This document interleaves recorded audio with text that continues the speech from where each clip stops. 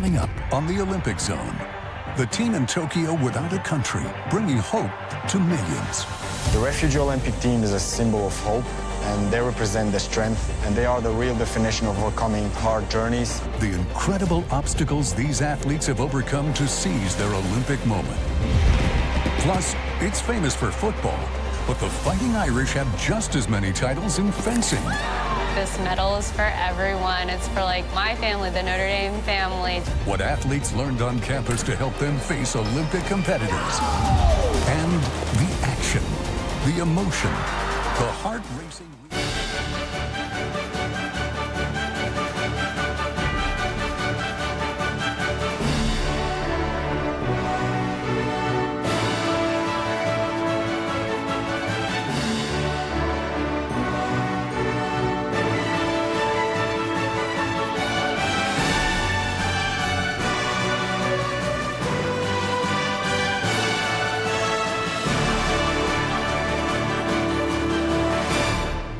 Good afternoon. It is 4:31 in the afternoon here in Portland. That means it's 8:31 a.m. in Tokyo, and the Olympic flame is burning strong.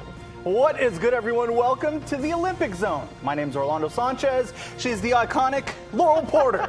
I don't know about that, but it's an honor to be doing the Olympic Zone here with you, Orlando. And we have to start with good news and such a relief about BMX rider Connor Fields after this horrific crash during a semifinal run last night. Team USA doctors say the 28-year-old has been awake and he's been talking to them over the last 24 hours. He is going to be in the ICU, though, for a little bit longer. Now, while he was racing, family and friends were in his hometown of Las Vegas, you see here, for a viewing party, and cameras were rolling as that crash happened. Now, we show you this footage because we have heard today from his dad, and he tells us Connor was able to move his arms and legs and was able to answer direct questions from doctors. This is his third Olympics. He won the gold medal at the 2016 Rio Games and also appeared in the 2012 London Games. Glad to hear he's doing okay. It was a thriller on the pitch as Team USA kept its gold medal hopes alive, taking down the Netherlands in penalty kicks. Quarterfinal match, win or go home. The Americans secured a 2-1 lead in the first half. But the Dutch found the equalizer in the 54th minute. Then it turned into a nail-biter. USA called for a penalty right here in the 80th minute. It could have won the match for the Netherlands, but goalkeeper Alyssa Nair was having none of that. And she wasn't done. The match goes to penalty kicks, and Nair made 2 more clutch stops. That was enough for former University of Portland star Megan Rapinoe to put this game away. Team USA wins 4-2 in PKs, advancing to the semifinals to face Canada on Monday morning. Boy, that is going to be quite a match, isn't it, Orlando? Absolutely. Well, things are getting busy at Olympic Stadium as track and field is going strong now. Some local athletes will be in action this weekend. In the women's 800 meters, Raven Rogers won her heat last night and will run in the semifinals tomorrow morning at about 4:50 a.m. our time, so set your alarm. Analysts do expect her to make Tuesday's final. I'm looking forward to that one, Laurel. In the men's 800, 2 runners with local connections compete tonight on KGW in prime time. American Clayton Murphy trained here in Portland. Murphy finished first at the trials in Eugene. He'll be in the same heat with Charlie Hunter. Hunter's a runner at the U of O and is representing Australia in the Olympics. And former Duck Jillian Weir will start qualifying for the hammer throw tomorrow morning. Weir is representing Team Canada in Tokyo.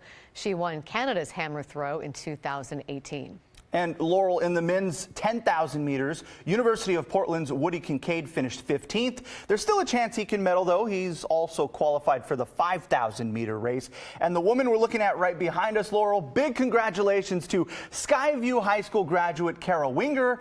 She was named captain of Team USA track and field along with triple jumper Will Clay. This is Winger's 4th Olympic Games throwing the javelin. Winger begins her quest for a medal with qualifying competition on Monday. What an honor to be the team. These Olympics, That Nets is respond big to a time. loss. Now, after losing for the first time in 13 years, the United States women's water polo team dominated the Russian squad today, and we saw history in the process. With that goal, U.S. attacker Maggie Steffens put her name in the record books, scoring her 48th goal in the Summer Games, setting the all-time record for most goals by a single water polo player in the Olympics. She scored goal 49 later in the game.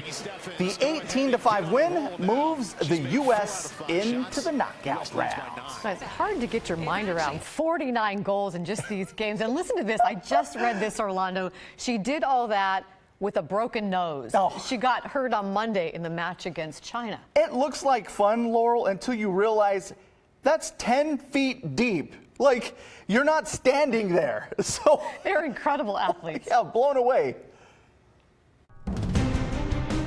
Coming up on the Olympic Zone, the firsts, The first ever Olympic gold medal for women's surfing. the suspense, He did it! Yes, sir! the triumphs of Team USA in Tokyo so far, and the unique way one team is tied together, the connection so many athletes share. It's an honor to share those memories and those traditions of people past you. Ahead on the Olympic Zone.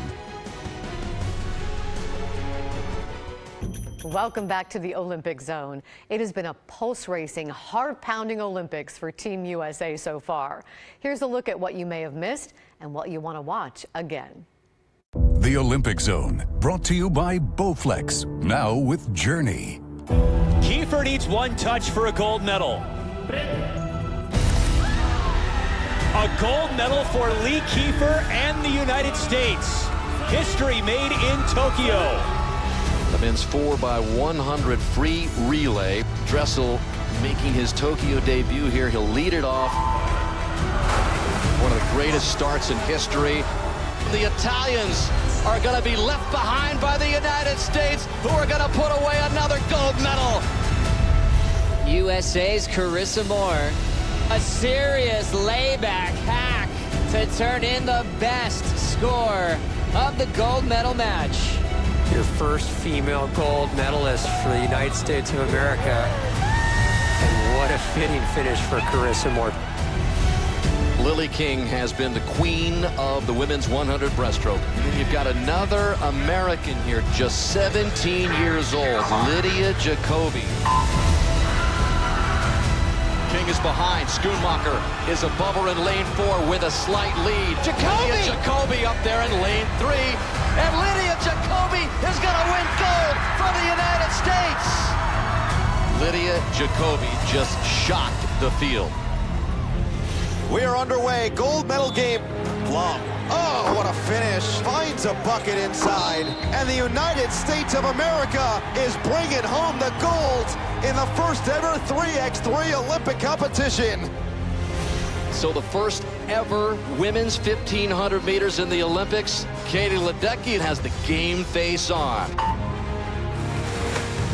Erica Sullivan is going to follow Katie Ledecky to the wall, who will win gold. And Ledecky is pumped up, wins the first gold in this event. The men's 100 free Olympic final here. Off Dressel goes. Dressel's got the lead. Above him is Kolesnikov, but Dressel is hanging tough as we expected. And Caleb Dressel from the United States is going to win gold up there in lane 5. He did it! Yes, sir! So 18-year-old Suni Lee, she is tough and she can handle the pressure as well as really anybody I've seen. This is the best vault that we have seen her do. Again, answers the call. Just another day at the office for Suni Lee. And now here it comes down to this event for Olympic gold. She couldn't have done any better. The score is in, and Suni Lee, you are the women's all-around Olympic champion. Coming up on the Olympic Zone, he escaped war and ended up in the Olympic Games. The swimmer who made it to Tokyo against all odds. Plus, the college dominating one Olympic sport. How much of what you learned at Notre Dame helped prepare you for this moment right here, winning an Olympic gold medal in Tokyo? That's next on the Olympic Zone. In this family, fitness isn't about fitting in. It's for the all-reaching, lifting, and carrying we do. Every day, on every level. Bowflex knows that happiness means feeling good about ourselves on the inside. That life and love take real strength. And that when we're well, we're relaxed. Which is truly a beautiful place to be when it's time to get wowed by the world's best.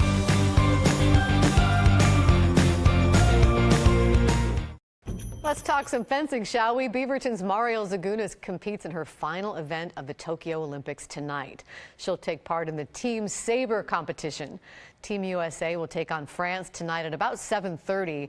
Mariel is now a 5-time Olympian and the most decorated fencer in U.S. history. And Orlando, Mariel and many of her fencing teammates have a great deal in common. Oh, is that right? Roughly a third of them all went to college at the same school. That's hard to believe. Notre Dame. Corey Robinson, who's also an alum, shows us why the Fighting Irish are so good with swords. Kiefer needs one touch for a gold medal. Over 6,300 miles from Notre Dame, Indiana, the blue and gold are stronger than ever. 11 current and former fencers from the University of Notre Dame, representing 4 delegations, are here in Tokyo. A third of the U.S. fencing team has roots to the Fighting Irish. It is over, and the Irish have knocked off #1 Clemson. At a school famous for football, its fencing team has an equal number of national titles, 11. Notre Dame graduate Mariel Zagunas is the most decorated female fencer in U.S. Olympic history. A sight that's never been seen in American fencing. What has it been like to share this stage with so many alumni and current students at Notre Dame? It is so awesome. I'm an Olympian, I'm an Olympic mom, but of course Notre Dame Olympian is also one of those special categories that I get to be a part of. Fellow alum Lee Kiefer made history in the individual foil, becoming the first American fencer to win gold in that event. A gold medal for Lee Kiefer and the United States. She is the second American woman ever, after Zagunas, to win individual fencing gold. How much of what you learned at Notre Dame helped prepare you for this moment right here? Being at Notre Dame made me realize this medal is for everyone. It's for my family, the Notre Dame family, just everyone who's had a part in the journey. Kiefer, along with her husband, decorated foil fencer Garrick Meinhardt, are legends at Notre Dame. The two by each other's side while they both compete on the world stage. As we walk around the USA building, someone will be like, "Did you go to Notre Dame?" And half the people in the room are like, "We did too." When I think about my time playing football at Notre Dame, I think about participating in a tradition that everyone can share in. We feel the same way as you. It's an honor to share those memories and those traditions of people past you. There's just a really solid foundation for being able to compete at Notre Dame and still pursue Olympic dreams. Go Irish! Go Irish!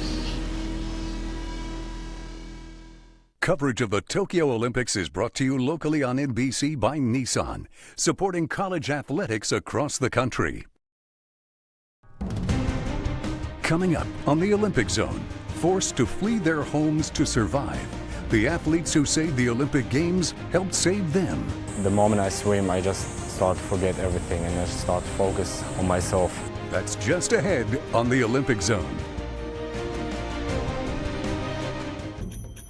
And welcome back to the Olympic Zone. A former Beaverton resident and 2-time Olympian, Julius Achon, has just received the honor of a lifetime. Orlando, this is so exciting. Achon is one of 5 exceptional Olympians inducted as an Olympian for life by the World Olympians Association. He competed in the 1,500-meter track event in Atlanta in 1996 and in Sydney in 2000. Photojournalist Kurt Austin and I did a story on him in 2012 when he worked at Nike and also helped pace elite runners like Galen Rupp. Every Olympics, the WOA chooses 5 Olympians for the award, 1 from each continent. recognizing them for using their Olympic experience to make the world a better place by promoting Olympic values at every stage of their lives. Achon eventually returned to his native Uganda, where he co-founded the Achon Uganda Children's Fund, along with the late Jim Fee of Portland. The mission to improve health care and education for children in Uganda and to help rebuild his local community after decades of civil war. Julius Achon now serves as a member of Uganda's parliament. He was abducted as a young boy and forced to be a boy soldier. He escaped and went on to become a world-renowned runner and philanthropist. His life story is the subject of the book, The Boy Who Runs. We send out a big congratulations here at KGW out to Julius, who is in Tokyo right now as an ambassador. Whew, that is a tough act to follow, Laurel. Congratulations. For the second time on the Olympic stage, a team of refugees will compete for Olympic gold. They are 29 athletes whose pathway to Tokyo has been filled with hurdles and challenges that most of us could not even imagine. But their mere presence at the Games is giving hope to millions. Here's Sam Brock. As you watch Ala Maso glide through the pool in Tokyo, it's an ease of movement that masks a more arduous journey. The moment I swim, I just start to forget everything and I start to focus on myself. So it has been there for me. The worry, the stress just comes right off you. Exactly. When you get in that pool. Yeah, you know, like when you jump and all the dirt goes away, it's just like that. Swimming has always been an escape for Maso, who made it here against all odds growing up in war-torn Syria. Maso fled his hometown Aleppo with older brother Mohammed when his training facility was damaged in 2015. Now, after a 10-country trek and 6 years, Maso's competing under the Olympic flag. The Refugee Olympic team is a symbol of hope, and they represent the strength, and they are the real definition of overcoming obstacles and hard journeys. Refugee Olympic Team! The tradition first took hold during the 2016 Rio Games with 10 people, but this year the team has nearly tripled in size. The individuals you see walking in this stadium right now have overcome much to get to this moment. Their immense talent commanding the spotlight, from boxing and badminton to taekwondo, where sensation Kamia Alizadeh became Iran's first female Olympic medalist in 2016, but this year she shed her hijab, competing as a refugee in Tokyo, knocking out the top seed before narrowly missing out on a medal. Another high-profile performer, Yusra Mardini, in swimming. I remember seeing her story and just being so amazed by it. Who sat down with American Katie Ledecky before the Games. I know that maybe I'm not carrying my country flag, but I am carrying the Olympic flag, which represents the whole wide world. Her fellow Syrian by birth, Maso, similarly overwhelmed by that honor. This photo hugging his triathlete brother at the opening ceremony was one of the evening's highlights. We always dreamed about getting to the Olympics, and we always talked about it, and we always hoped that we're going to be there together someday, and eventually we are there together. Maso finally got his chance. He says not just swimming for himself, but the 82 million people displaced around the world.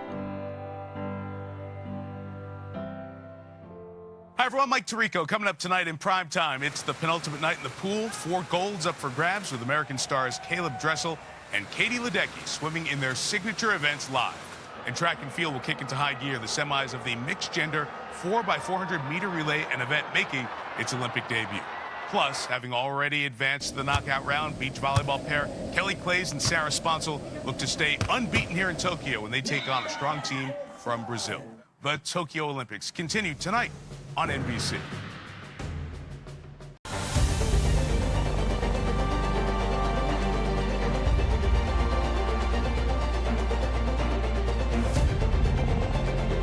Coverage of the Tokyo Olympics is brought to you locally on NBC by Nissan. All right, Laurel, we are out of time here on the Olympic Zone. We thank you for watching. Join us at 11 and enjoy the Games.